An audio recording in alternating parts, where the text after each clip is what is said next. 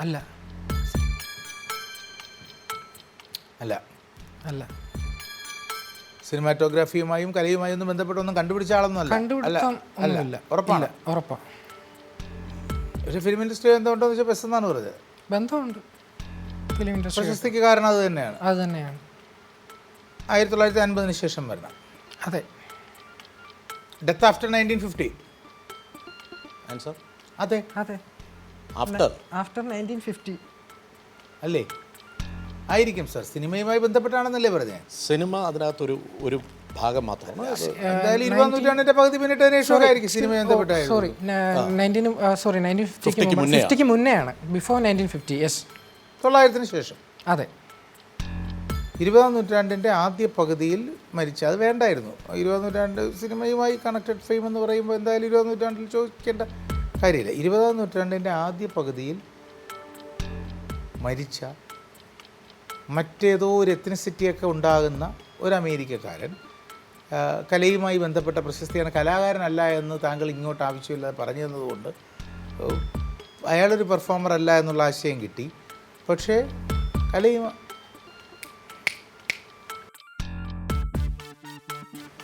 താങ്കൾ വിചാരിച്ച വ്യക്തിയുടെ മുഖം എല്ലാ വർഷവും അക്കാഡമി ഹാളിൽ വെച്ച് ഇരു കൈകൾ ചേർത്ത് പിടിച്ച് അഭിമാനത്തോടെ ലോകമെമ്പാടുമുള്ള ഏറ്റവും മഹാന്മാരായ ചലച്ചിത്ര കലാകാരന്മാർ ഏറ്റുവാങ്ങാറുണ്ടോ? ഇല്ല. ഇല്ല. ഇല്ല. അങ്കിൾ ഓസ്കാർ അല്ല. അല്ല. Film industry as A general connected ആയ ഒരാളാണോ അതോ ഒരു പർട്ടിക്കുലർ സിനിമ അങ്ങനെ കണക്ഷൻ ഉള്ളതാണോ? ജനറലി എല്ലാ സിനിമകളുമായും കണക്റ്റഡ് ആയ ആളാണോ? ജനറലി എല്ലാ സിനിമ എന്നും പറയാൻ പറ്റത്തില്ല. സ്പെസിഫിക് ആണ്.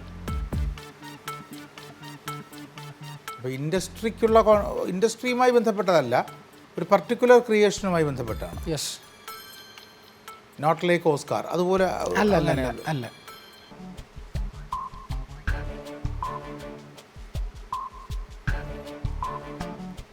അയാൾ കലാകാരനല്ല എന്ന് താങ്കൾക്ക് 100% ഡിസ്കാർഡ് ചെയ്യുന്നു അല്ലേ? ഒരാൾ ശബ്ദം പകർന്നാലും അത് കലാകാരനാണ് കേട്ടോ. വോയിസ് ആർട്ടിസ്റ്റാണ് ശബ്ദം പകരുന്നത്. അത് ക്വസ്റ്റ്യൻ ആണ്. അല്ലല്ല, ഞാൻ പറഞ്ഞത് താങ്കളോട് കലാകാരനല്ല എന്ന് താങ്കൾ പറഞ്ഞത് ശരി തന്നെയാണല്ലോ. അതെ. തെറ്റ് പറയരുത്, അതുകൊണ്ടാണ് ഞാൻ ചോദിച്ചത്.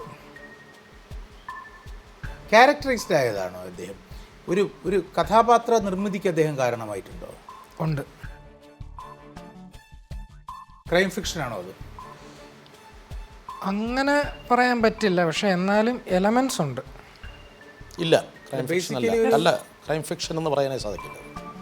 അല്ല, ക്രൈം ഫിക്ഷൻ നമുക്ക് പറയാം. ഓക്കെ.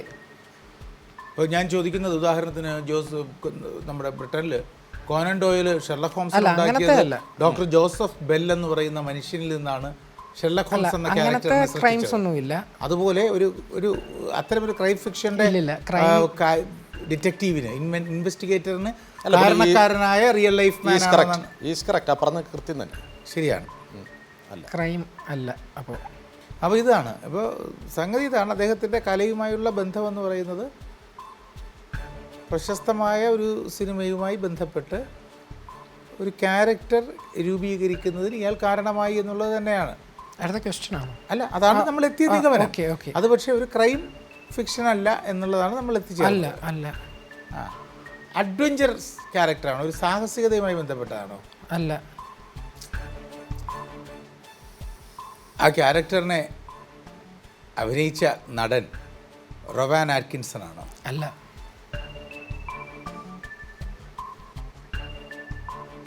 റൊവാൻ ആറ്റ്കിൻസൺ അറിയാലോ, മിസ്റ്റർ ബി. ഡിസ്നി ക്രിയേഷൻസ് പോലെ അനിമേറ്റഡ് ക്യാരക്ടേഴ്സ് വല്ലതും ആണോ? യെസ്.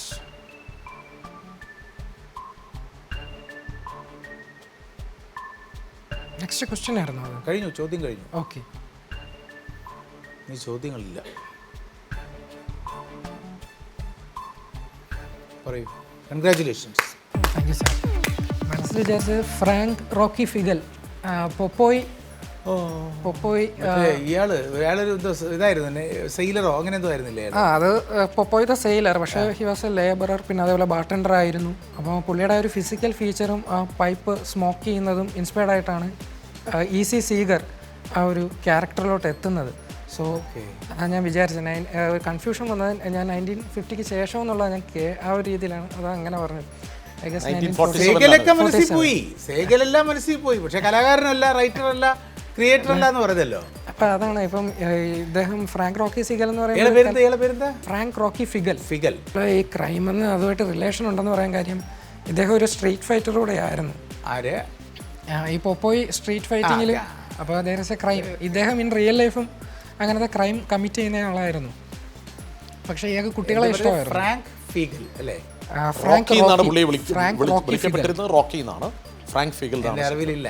അപ്പോൾ ഇദ്ദേഹം കുട്ടികൾക്ക് മിഠായികൾ കൊടുക്കുമായിരുന്നു എന്നാ പോലും. അപ്പോൾ അങ്ങനെ അതിൽ ഒരു മിഠായി വാങ്ങിയിട്ട് നമുക്ക് കണ്ടുപിടിക്കാൻ കഴിയും. സിഗൽ അതിലൊരു കുട്ടിയാണ്, ഇദ്ദേഹത്തിന് ഇന്ന് മിഠായി വാങ്ങിയ ഒരു കുട്ടിയാണ്. ഇദ്ദേഹം ഒരു കാർട്ടൂൺ ഉണ്ടാക്കിയപ്പോൾ സെഗല് കുട്ടിയായിരുന്നപ്പോൾ ഈ കക്ഷിയുടെ മിഠായി വാങ്ങിച്ചിട്ടുണ്ട്. അതുകൊണ്ടാണ് സെഗല് പോപ്പയെ സൃഷ്ടിച്ചപ്പോൾ ഇയാളുടെ മുഖം കൊടുത്തത് ഇൻസ്പിറേഷൻ. അത് ശരി, അത് കൊള്ളാം കേട്ടോ, അതിന് ഇഷ്ടപ്പെട്ടു.